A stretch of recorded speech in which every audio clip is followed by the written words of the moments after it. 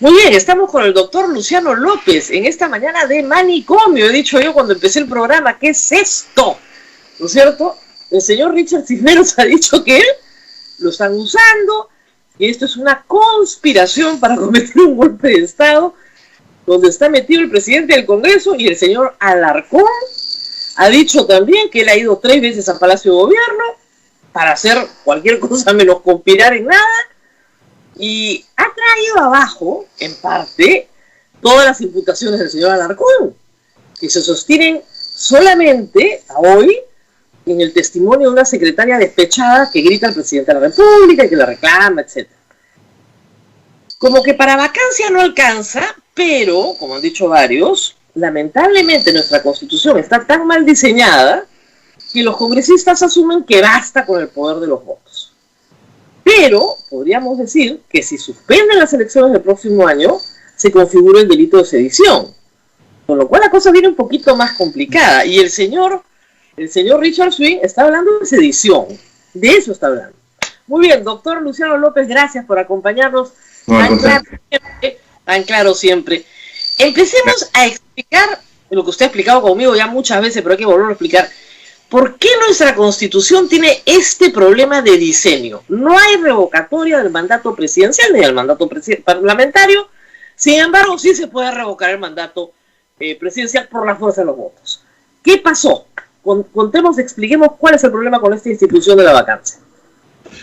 Bueno, lo que sucede es que es cierto que en la historia constitucional del Perú, esta figura de la causal de vacancia por incapacidad moral ha estado desde vieja data, ¿no? En el siglo XIX se entendía como incapacidad mental, pero lo cierto es de que, para ir de frente al grano, si lo miramos concretamente en el caso de la Constitución del 93, se repitió la misma fórmula de la Constitución del 79 que tenía el mismo vicio congénito, es decir, es una disposición que como quiera que impacta directamente en la privación del derecho de una persona que ocupa la presidencia a ejercer su cargo, es el principio básico de derecho, que toda norma que tiene esas características y ese impacto requiere de algo que en el lenguaje técnico se llama taxatividad, pero que en español sencillo significa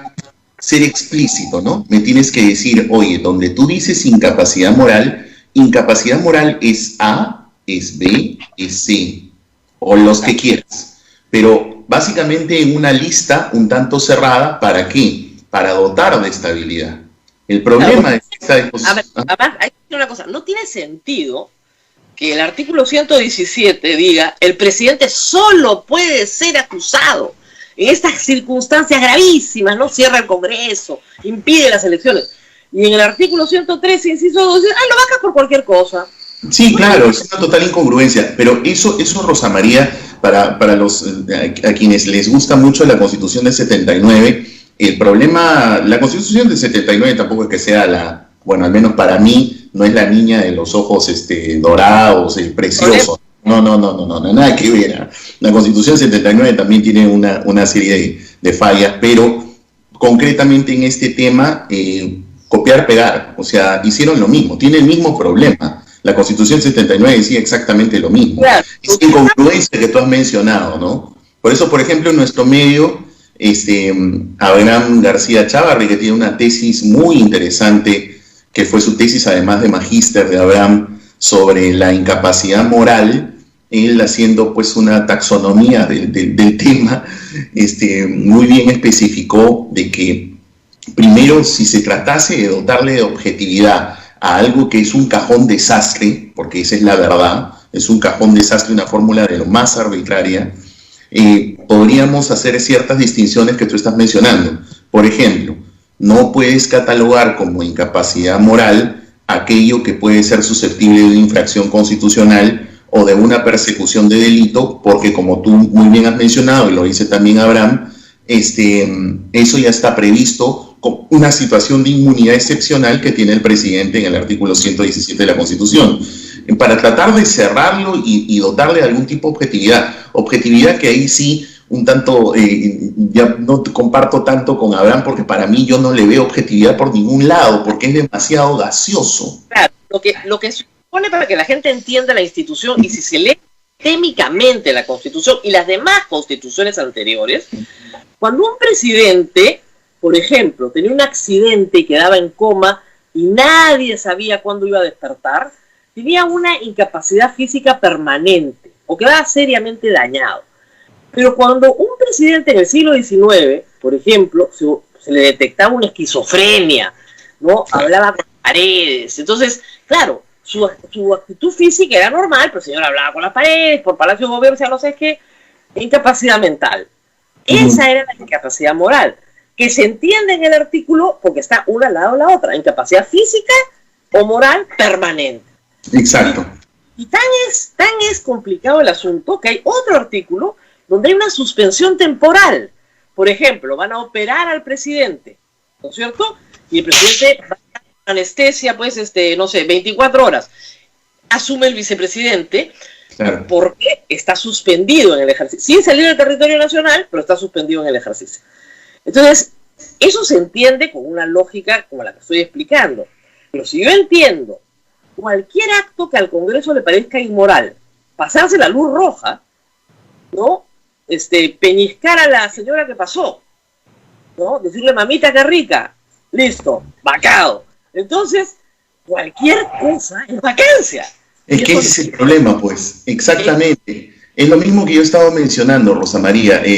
Quizá ayer algunos medios entendieron inadecuadamente, así que aprovecho un tanto para también a través de tu programa precisarlo. Cuando yo me refería a los antecedentes con la Constitución del 93, en mi modo no voy a decir que los hechos son iguales. ¿Cómo se me ocurre voy a decir algo así? Yo no me refería a eso. Yo lo que me refería es que en el caso de Mori y que en los dos casos de vacancias de Pedro Pablo Kuczynski, independientemente de la diversidad de sus hechos, que son evidentemente distintos, lo cierto es que el Parlamento allí sentó unos antecedentes en donde se formula una ecuación: incapacidad moral igual grave inconducta.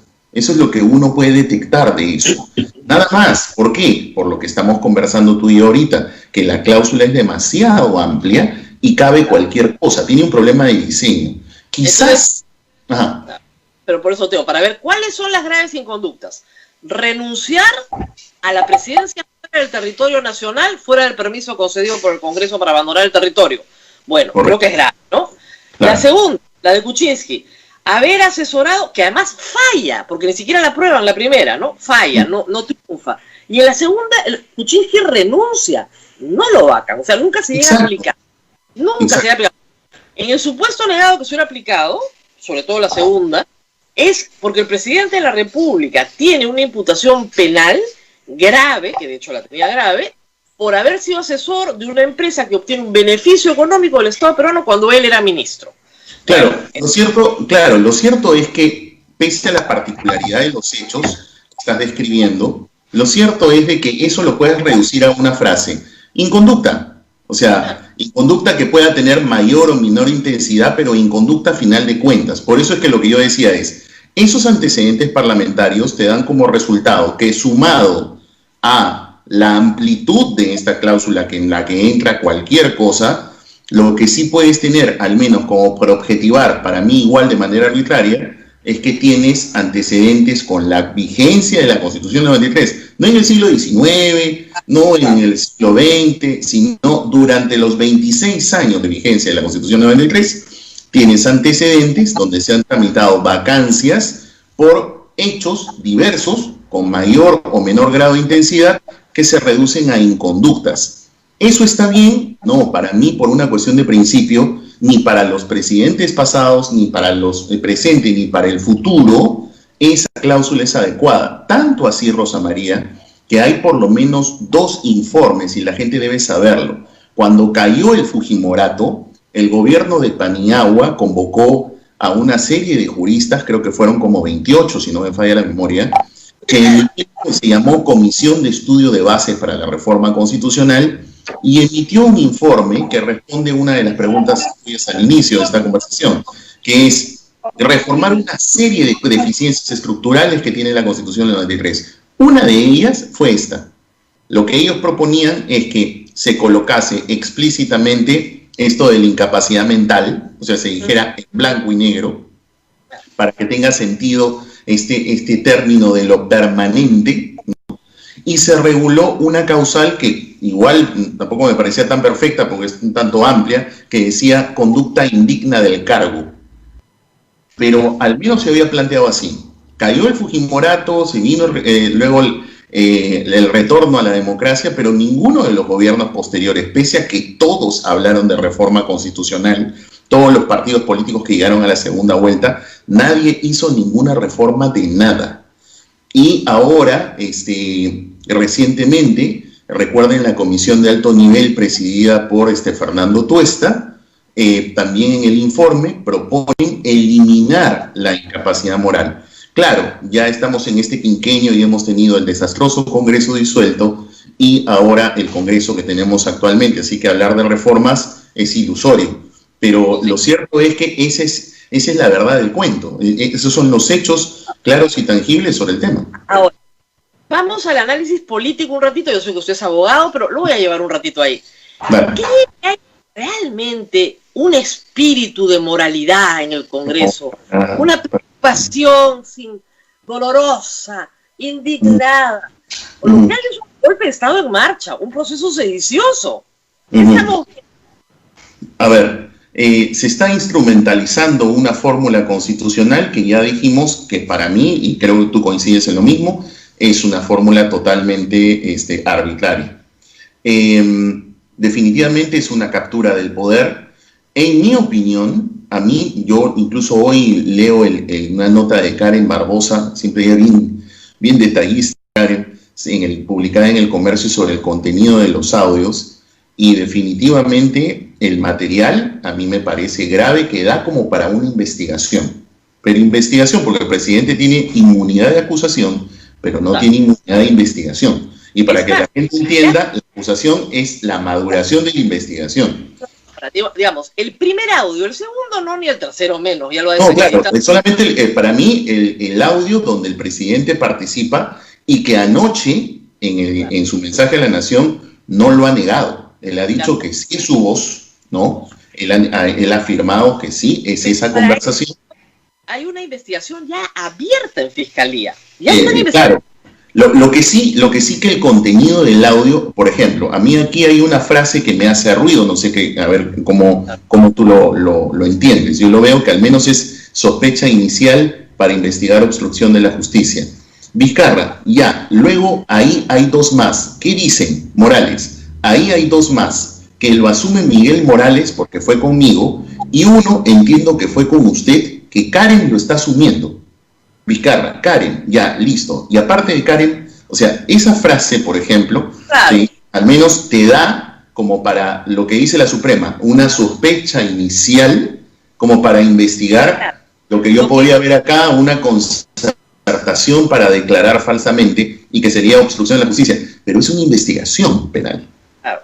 Ahora, en todo caso, en esa conversación lo que puede verse es que el presidente no quería que se sepa que se reunió con Richard Swing porque le parece ciego.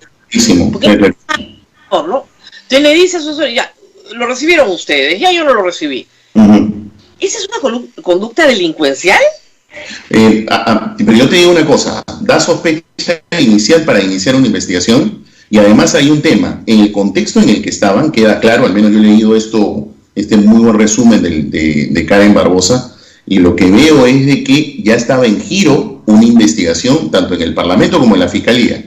Entonces, si ya estaban en giro un par de investigaciones, y tú estás concertando qué cosa es lo que no deben decir, o que deben dar una verdad, entre comillas, que no lo es, que en realidad es falsa, entonces, ¿cómo te explico que al menos, en mi modesto punto de vista, yo sí veo ahí que podría haber una conducta con cierto calado, pero otra vez, pero no pues para una vacancia por esa fórmula arbitraria, sino como para que se investigue en sede penal.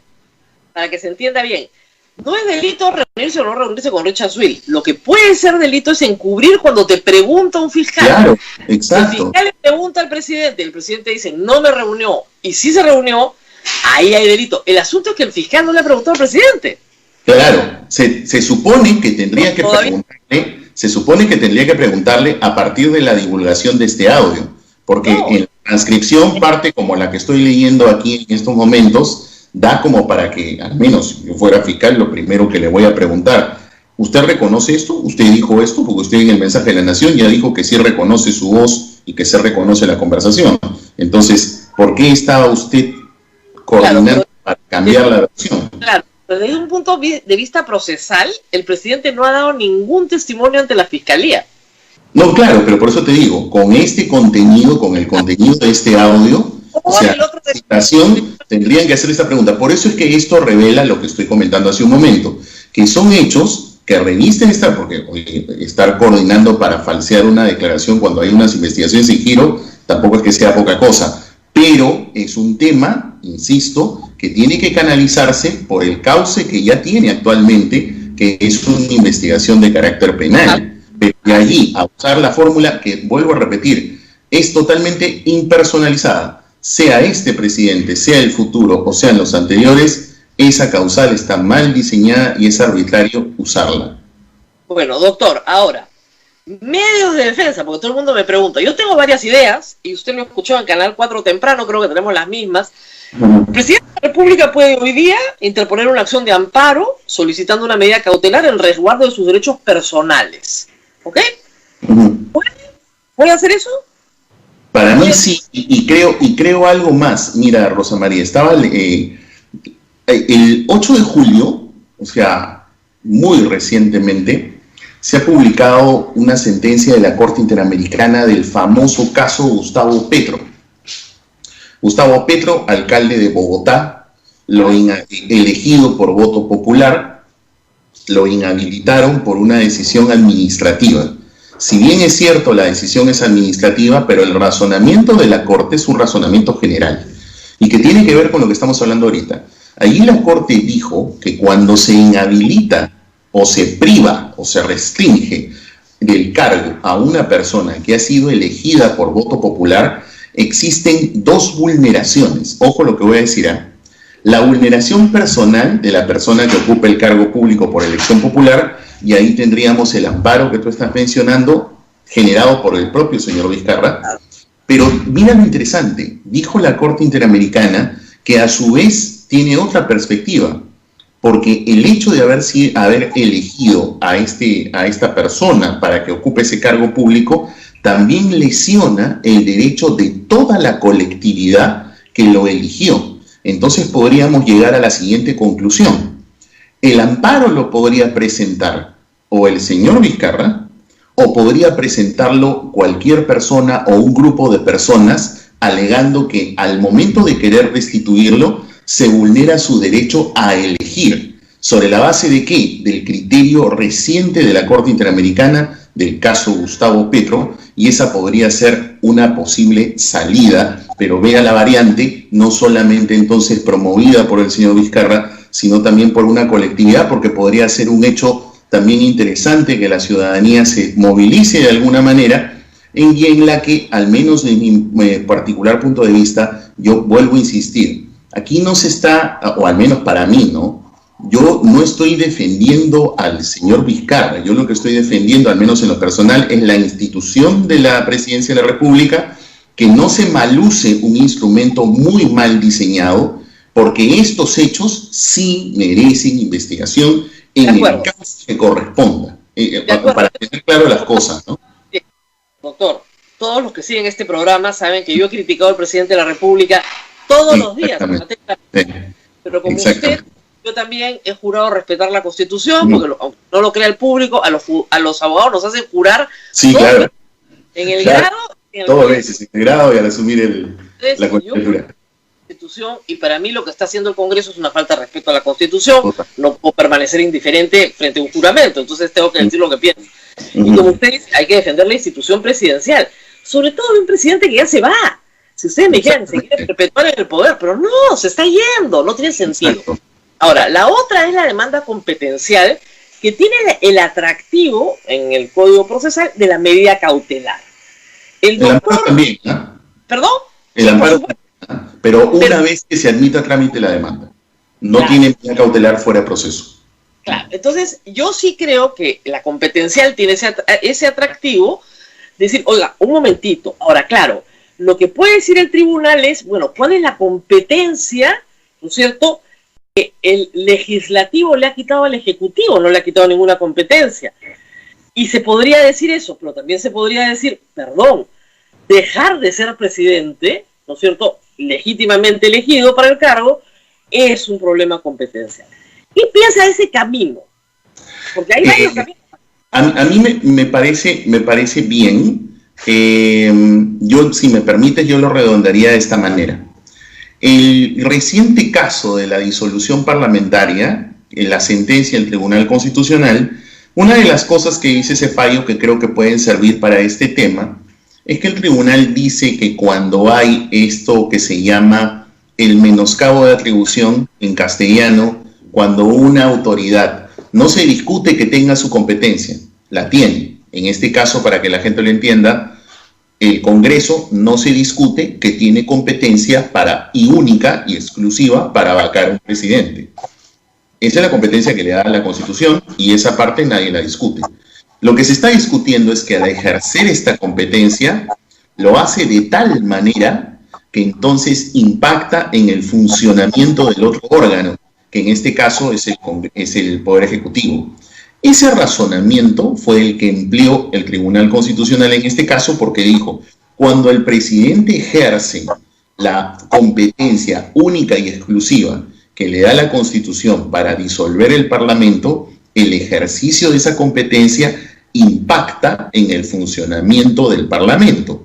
Por tanto, procesalmente es un caso perfecto como para hablar de proceso competencial y por eso creo que esa podría ser una vía. Ahora, ¿cuándo es que lo puede interponer?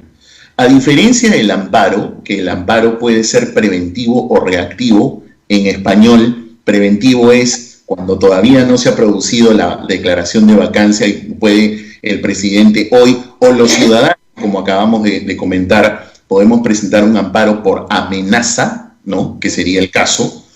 Sí. En este supuesto del proceso competencial, los procesos competenciales no son preventivos, son reactivos, es decir, con la leche derramada, por decirlo de alguna manera, con los platos rotos. Lo que podríamos decir es que se podría iniciar, pienso yo, desde que los platos se comienzan a romper. ¿Cuándo se comienzan a romper? Se comienzan a romper hoy, a las 10 de la mañana, cuando después del debate, si ellos logran los 52 votos o más para admitir a trámite esta moción de vacancia, creo que el presidente, si fuera él, yo ya tendría lista la demanda competencial para que, cual rayo, ellos están declarando la admisión a trámite e ingresa la demanda competencial con la medida cautelar al Tribunal Constitucional. Mire todo lo que hemos conversado. Tenemos una acción de amparo, tenemos en una doble demanda... vía. ¿Ah? En doble vía. Claro, doble el vía. Presidente y la colectividad, si quieren. Un amparo en doble vía, una competencial. Yo creo que el presidente de la República está en su derecho de denunciar por sedición, después de lo que hemos escuchado, a los que resulten responsables dentro de los congresistas de la República. Ante la y también puede el presidente de la República denunciar por infracción de la Constitución, solicitando inhabilitación hasta por 10 años a los que han participado en este montaje. Y lo puede hacer directamente al Congreso de la República. Claro, pero como es competencia de ellos mismos, es el gato de despensero. Sí, el que lo puede hacer, lo puede hacer. Yo le agregaría una cosa más, que hablando del caso Gustavo Petro, el fallo Gustavo Petro se ha dictado después de muchos años de litigio en el sistema interamericano, porque el sistema interamericano no es rápido. Sin embargo, cuando Gustavo Petro fue destituido de la alcaldía de Bogotá, él recurrió a una medida cautelar ante la comisión. La comisión americana le dio una medida cautelar. Una posibilidad es que él, invocando el caso Gustavo Petro, recurra ante la comisión pidiendo que se le aplique una medida cautelar, porque en el caso Gustavo Petro, es bien interesante, en el caso Gustavo Petro, tanto la comisión, pero ahora la Corte, porque ya resolvió el caso, la Corte dice que la lectura que se tiene de la Corte Interamericana, es decir, para el Pacto de San José, que el Perú tiene suscrito desde el año 79 por decisión de una asamblea constituyente. Para mí, por eso es que ningún congreso la podría desactivar en mi lectura modesta. Pero cierro el paréntesis. Lo que dice la Corte es que de acuerdo con la Convención, la lectura es: solamente se puede privar a una persona en el sistema interamericano, para cualquier país de Latinoamérica, que ha sido elegido por votación popular, solo se puede privarse por una decisión de un órgano judicial. Eso es lo que ha dicho. Y es la segunda vez que lo dice, porque ya lo había dicho en Castañeda Guzmán de alguna manera, pero ahora en Gustavo Petro lo dice de una manera totalmente clara. Entonces, si bien la vacancia por incapacidad moral es discutible la naturaleza sancionadora, pero los efectos de la decisión son privativos del derecho de este ciudadano a ejercer la presidencia de la República y, como dice la Corte, y del derecho de la gente a haberlo elegido como tal. Ahora me dirán, pero no lo elegimos. No, señores, sí lo eligieron. ¿Por qué? Porque cuando votamos en las elecciones generales para presidente, votamos por una plancha presidencial. Votamos por una cabeza, que es el que va a ocupar la primera magistratura, y 2 vicepresidentes que sirven como sustitutos. Entonces, sí has votado por él, o hay un conjunto de personas que han votado por él para que pueda sustituir en casos de vacancia, como fue lo que ocurrió con el señor Kuczynski cuando él renunció. Así es. Ahora, tenemos ya, miren ustedes, todo el mundo me preguntaba qué caminos legales hay. Hay muchos. No todos conectan, solamente los estamos planteando. Y todos son rápidos. Ni todos son rápidos. Las cautelares pueden ser rápidas, pero tienen que ser muy rápidas. Ojalá no sea. Tendrían que ser antes del jueves. Claro. ¿Por qué antes del jueves? Porque hoy día, si se admite a trámite la vacancia, el reglamento del Congreso dice que la audiencia o la sesión de pleno donde se debate y el presidente tiene que hacer su defensa personal o a través de abogado, no puede ser menor a 3 días. Entonces, debemos entender que son 3 días hábiles. Si lo votan hoy, entonces estás hablando de miércoles o jueves. Jueves más seguro. Entonces tendría que entrar, por eso que decía, ¿no? Tendría que entrar cual rayo hoy, al menos la demanda competencial, ¿no? Yo la competencial y el amparo los pondría hoy. También metería las denuncias penales, porque hay algo que investigar en el camino. Sí, claro. Además por infracción de la Constitución. Ahora viene lo curioso de todo esto. ¿Para qué hace todo esto el Congreso? Ya en un análisis político, lo que ha dicho el presidente, y muchos sospechamos, es que se quiere alterar el calendario electoral. Sin embargo, la Constitución dice que cuando el presidente del Congreso ocupa el lugar del presidente, convoca a elecciones generales de inmediato. Y habiendo una convocatoria en marcha, no podría alterar el calendario electoral, estaría incumpliendo la Constitución. Y yo agrego algo adicional a lo que tú dices con lo que convengo. Ya hay un antecedente. Les cuento el antecedente. Cuando vacaron a Fujimori, porque lo vacaron por incapacidad moral, por si acaso, yo escuchaba ir a un colega que decía que había sido vacado por salir del territorio nacional sin permiso o no regresar a él dentro del plazo fijado. No, señor, a él se le vacó por incapacidad moral.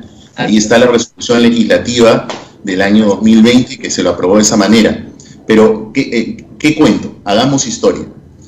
El señor Fujimori, antes de que él fugue al Japón, el presidente Fujimori, por el trato que hubo a través de la mesa de la OEA, se logró una modificación constitucional, se introdujo una disposición especial en la Constitución para reducir el mandato, porque ya se había elegido presidente y representantes al Congreso por 5 años. Entonces, ¿cómo se hacía el tema para convocar elecciones? Entonces, se redujo el mandato a 1 año y por eso es que se consignó una disposición especial en la Constitución. Entonces, producir esa reforma constitucional, el señor Fujimori sacó el decreto supremo convocando elecciones. Quiere decir que cuando él se fugó al Japón, las elecciones ya estaban convocadas. Entonces, cuando él manda la renuncia y el Congreso la rechaza y más bien lo vacan por incapacidad moral, y asume el cargo el señor Paniagua, ojo, el señor Paniagua asume y cuando tiene que cumplir el mandato del 115 que tú muy bien has leído, el señor Paniagua sacó un decreto supremo donde dijo en buena cuenta, como las elecciones ya están convocadas, simplemente este despacho ratifica la convocatoria. Entonces, lo que tú estás diciendo, que es interpretación con la que yo concuerdo, vendría a tener este sustento de un antecedente perfectamente igual, ese sí sería exactamente igual, ¿no? Porque el presidente del Congreso sustituto encargado de la presidencia se encuentra con una convocatoria ya hecha.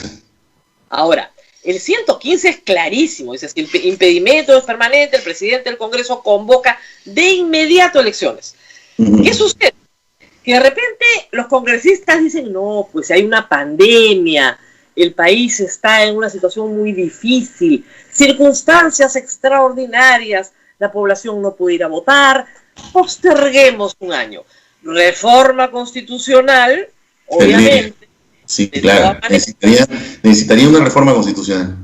Con 2 legislaturas que las hacen de 15 días cada una, como se hizo con Fujimori, sí. Tendría que modificar el reglamento del Congreso. Así se hizo con Fujimori.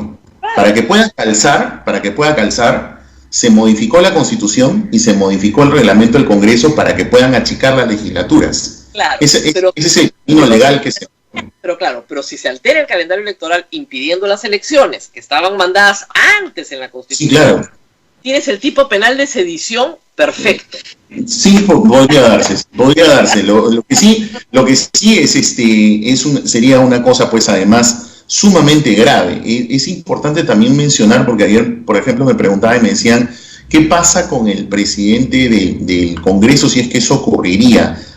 ¿La mesa directiva se cae? Está tan mal diseñada la Constitución del 93 que tiene una serie de huecos inmensos, ¿ya? Y uno de esos huecos es que esa respuesta no se tenía. Por eso es que cuando el señor Paniagua asumió la presidencia, esta pregunta que nos hacemos hoy se hizo en ese momento.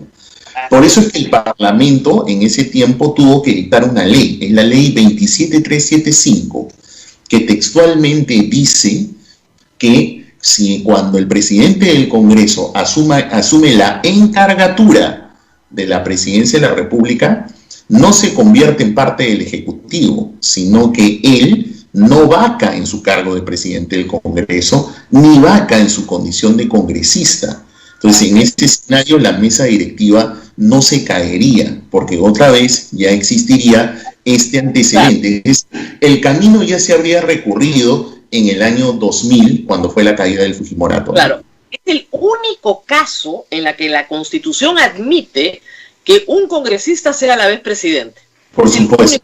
No hay otro caso. No hay otro caso. Sin embargo, la Constitución no es explícita sobre los detalles y por eso es de que en ese momento, frente al enorme vacío, se tuvo que dictar una ley de interpretación auténtica del artículo 115, porque así se denomina, por si acaso no estoy bromeando, la ley 27375 se llama Ley de Interpretación Auténtica del artículo 115. Bueno, fue el comienzo de la interpretación auténtica. Hay que avisarles a los congresistas que esto de postergar el calendario electoral no lo van a hacer tan fácil. Por lo tanto, tienen que ir a elecciones el próximo año con el estigma de haber provocado una conspiración. No, totalmente. Además, creo que políticamente me da la impresión generaría tal reacción de la población que definitivamente creo que muchos coincidimos, ¿no? Una cosa son los hechos y que esos hechos merecen una profunda investigación y para eso existe un órgano constitucional que es el Ministerio Público que ya se está encargando y con estos hechos debería encargarse aún más. Pero por cuerda separada corre este tema de la inestabilidad de una situación totalmente arbitraria y que lo único que quedaría allí también, me atrevo a decir, es que a lo mejor seamos conscientes de un tema que admito, lamentablemente, la izquierda radical durante muchos años lo tomó como caballito de batalla y por eso siempre llamó al susto de una reforma total de la Constitución. Para mí, yo no modificaría todo, pero La parte que hay que modificar es todo el título cuarto de la bendita estructura del Estado, más el título quinto que tiene que ver con las garantías constitucionales por la figura del tribunal, con lo cual estás modificando pues prácticamente 80% de la Constitución, y eso es necesario. Creo que lo único que ha mostrado este quinquenio que vamos a terminar el próximo año es que la Constitución sometida a presión no ha pasado la prueba, o sea, está agrietada, hace agua por todos lados y hay que repensar. Lo voy a decir, doctor, con todos los huecos que tiene, Uh-huh. hasta ahora ha resistido todos los golpes de Estado. O sea, del 93 para adelante no hemos tenido golpes de Estado. Uh-huh. Y ese ha sido el gran mérito, ¿eh? Con todos los huecos que tiene, ha resistido el golpe de Estado. En este momento, ya contra las cuerdas la Constitución está enfrentándose al golpe parlamentario, ya Uh-huh. contra las cuerdas. Y yo creo, como usted dice, ya no da más. No da más. No da más. Vamos a ver cómo resucita de esta. Sí, eso es cierto, pero lo cierto es que la población debe entenderlo y además puede ser una buena oportunidad porque en la historia constitucional del Perú todas las constituciones han sido fruto de unas salidas a golpe, todas. Y todas las reformas electorales importantes se han hecho en autocracia, todas. La de por supuesto. Claro. La de los militares del 79, claro. Y luego la de los Fujimori. Sí, por supuesto. Por eso hay un hecho icónico que yo comúnmente menciono y para que la población pueda entenderlo.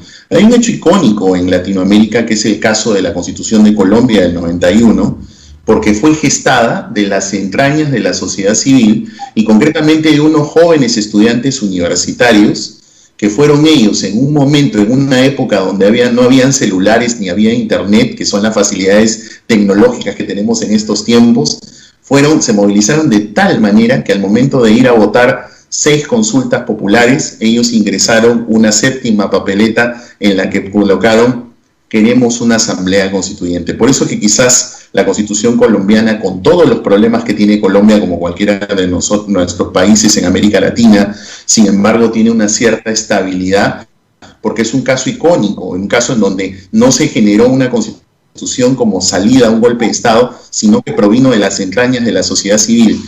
¿Cómo podríamos hacer en estas épocas en las que tenemos tecnología, ¿no? Quizá eso se podría cortar, pero tiene que ver con un asunto más de civismo, ¿no? Así es. Ahora tenemos preguntas del público. A ver, mucha gente está preguntando cómo es esto. A ver, suéltalas, algunas, sí, por favor. Bueno, lo que me están pidiendo, Rosa María, es una síntesis de las posibilidades que tiene el presidente para defenderse. Me decían ¿qué acciones puede hacer el presidente? Un resumen chiquitito, que estamos con la hora. ¿Qué puede hacer el presidente? A ver. A ver, tenemos un amparo y ese amparo lo puede plantear o la colectividad en general en defensa de su derecho a elegir, porque lo eligió como parte de una plancha presidencial, o lo puede hacer el propio presidente. ¿Ante dónde se presenta? Se presenta ante un juez constitucional si lo quieres presentar acá en Lima. Esa es una opción. La otra opción es que si hoy el Congreso de la República admite a trámite el pedido de vacancia, entonces ya se inició el procedimiento. Y al iniciarse el procedimiento, el presidente debería tener lista una demanda para inmediatamente ingresarla con una medida cautelar ante el Tribunal Constitucional, usando el mismo criterio que por forma usó el Tribunal Constitucional en el caso de la disolución, pero ahora al revés, ¿no? Del Parlamento hacia el Ejecutivo, ya no del Ejecutivo hacia el Parlamento. Esa es la segunda opción. La tercera opción es que se use el antecedente de Gustavo Petro de Colombia y por tanto vaya a la Comisión Interamericana y pida una medida cautelar frente a la amenaza que cierne el Congreso sobre su derecho a ser elegido, que se solventa además con el posterior fallo que he estado comentando de la Corte Interamericana de julio de este año. Esa es una tercera posibilidad. La cuarta que tú mencionabas es denunciar a todos por el delito de sedición, de conspiración para la sedición. Y decías tú otra más, que era presentar una denuncia constitucional contra los propios parlamentarios en la Comisión de Constitución. Ahora, las últimas dos son medias complicadas. Las 3 primeras, lo único que sí, dependen de la voluntad de los jueces, pero sobre todo de su rapidez. Porque el problema que se es el reloj que es contra el tiempo. Al público son caminos concurrentes, ¿no es cierto? Se puede hacer todo a la vez. Todo se puede hacer a la vez, correcto. Y se debe hacer a la vez. Porque miren, cuando uno defiende la democracia, no la defiende pues con una pistolita, ¿no? Sacan los cañones. Y los cañones todo el despliegue completo. Yo creo, sin embargo, doctor, que hay un problema, que es que el presidente no tiene un equipo jurídico competente, porque está claro en esa reunión que hemos escuchado que no tiene un abogado defensor competente que pueda dirigir la reunión, para que pueda sacar adelante todas estas acciones en simultáneo el día de hoy. Ojalá lo tenga, pero es un hombre desconfiado, no ha tenido gente competente. Ese quizás es el problema, ¿no? Ese quizás es el problema. En la Procuraduría de Asuntos Constitucionales está Lucho Huerta, que es de lo mejor que tiene la Procuraduría. Lucho Huerta es un profesor de la Universidad Católica, de bastante trayectoria, tiene un lujo que tengan un procurador de esa categoría, así que podría llamarlo a Lucho como para que le pueda redondear esta figura, ¿no? Ana Neira también es competente, ¿no? Pero, a ver, es importante cómo le hables tú, por más que sea tu jefe, tú estás ahí para asesorarlo, así que agarrar el toro por las astas y decirle, estas cosas son así, y se hacen o se hacen, ¿no? Y lo otro, desde la sociedad civil, quizá desde la sociedad civil es esta otra vertiente del amparo que comentamos, que puede ser que sea un amparo suscrito por diversa gente de la sociedad civil y se presente hoy día, porque el amparo sí se podría plantear hoy sin necesidad de que voten porque se cierren sobre amenaza. Eso también es una posibilidad. Muy interesante. ¿Alguna otra pregunta? Bueno, ¿y qué puede hacer la sociedad civil, Rosa María? Rapidito, porque acuérdate que hoy es viernes. ¿Qué puede hacer la sociedad civil? Ahora, bueno, la sociedad civil puede protestar muy limitadamente por sus derechos constitucionales limitados, pero por supuesto que pueden presentar, y pueden presentar una acción de amparo. Yo convoco a todas las ONG defensoras de la libertad de expresión, de las libertades constitucionales en general, los derechos humanos, que presenten una acción, porque nos están quitando la democracia. Ese es el problema más grave de esto, es lo que a veces la gente no entiende. Entonces están afectando la forma democrática de gobierno. Eso es lo grave. Y sí se pueden defender, pero por supuesto, cacerolazo a las 8 de la noche, ¿qué les pasa? Vamos a ver si se escucha. Si dejan sordos a los congresistas, de repente se lo toman con un poquito más de calma. Muy bien. Hoy día.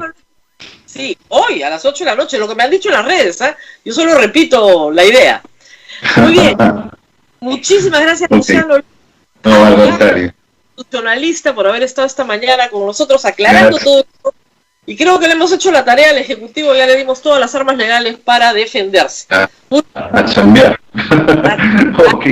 Un gran abrazo, Rosa María. Gracias.